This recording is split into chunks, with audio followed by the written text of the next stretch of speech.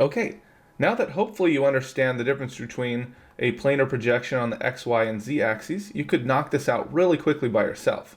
But I'm not going to issue another challenge. We're just going to buzz through it quickly, and I'll reiterate that process because it might not have made sense the first time. But by the end of this video, you're totally going to understand it, I promise. So now we don't have the same material applied here.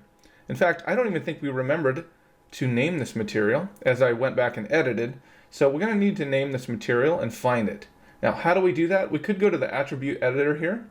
This can get very full, but it automatically went to our Lambert. It's the last thing we did was texturing. And all it is called is Lambert 2. We want to call it Steve texture.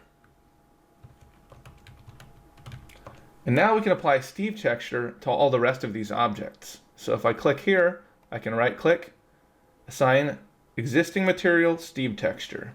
Let's do that with all of these. I'll just lasso select all of them. Well, I'll lasso select, or I'll shift select all of these and assign existing material, Steve texture, and then of course, we don't want to apply it to everybody, but right click, assign existing material, Steve texture. Okay, now we've got Steve texture and it looks super cool. You could just leave it like that, show your friends, whoa, what a cool Minecraft character. But we're actually going to go through that same process and make sure everything goes where it needs to go. Let's go ahead and just start with our torso here.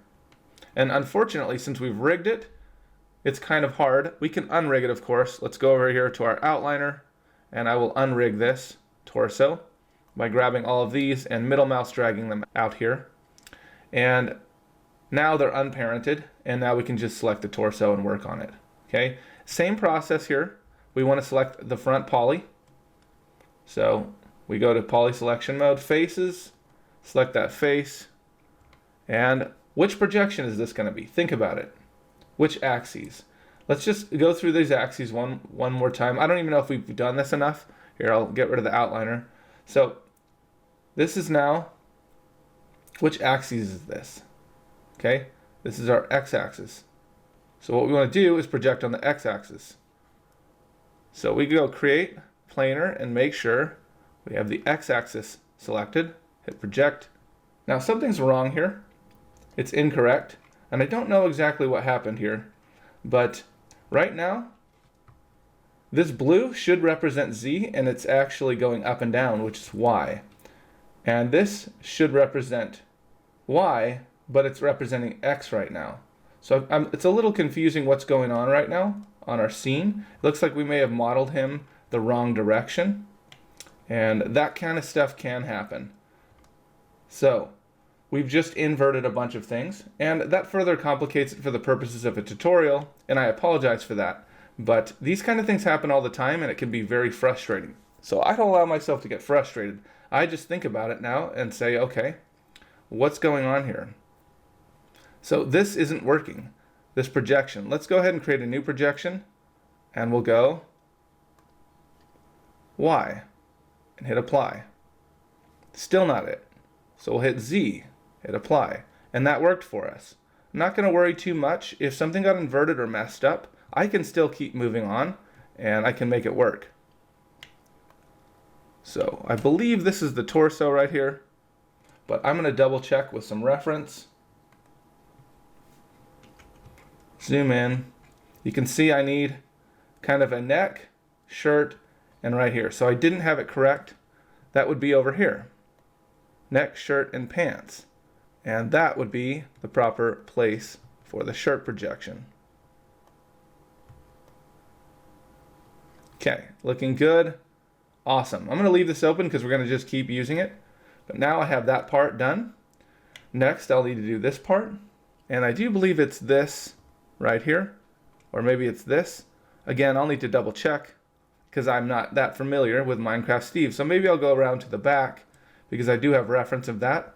I'll select that back here and create planar. I know it's going to be the same one, so I could just hit apply, and we'll scale that way down. And I believe it's going to be right here. That's my guess. I've been wrong before, but not usually. So I'll scale that into position, and we'll have his other side done, just like that. Okay, looking good.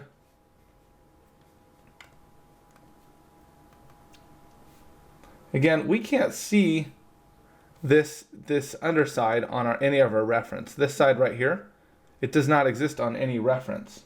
But we do know it ends in blue.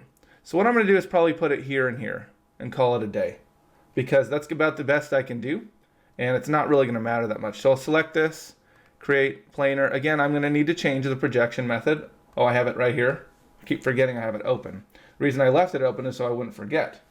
So we know it's not Z. We're going to try Y, hit apply, and see what that gets us. It does not work for us. So we'll go X, hit apply, and that worked for us. Okay, again, it is messed up for some reason. I'm not super worried about that.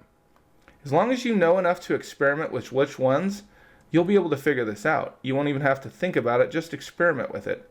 That's a huge part of not just digital art, but also coding in general.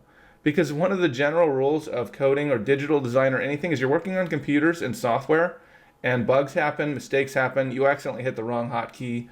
There's a million things that can go wrong at any moment, so your ability to experiment with it and make changes on the fly is almost more important anyway. Okay, so it looks like we got that one right. Let's go back over here. Again, remembering we may have to flip things, so we'll come over here, hit that same projection, hit apply, scale it down,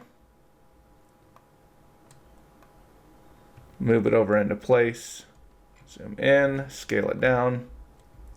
Hopefully you're getting the habit of this and it's making sense. The planar projection is the simplest, in my opinion, and you use it quite a bit for flat surfaces. There's a lot of flat surfaces in design, not typically with characters. That's why, again, we started with Minecraft Steve, because he's got flat surfaces, making it a lot easier. Again, looks like we're okay there because these match up, the blue and the blue. So we've got it textured. It looks weird because the arms aren't textured, but now we've got the torso textured.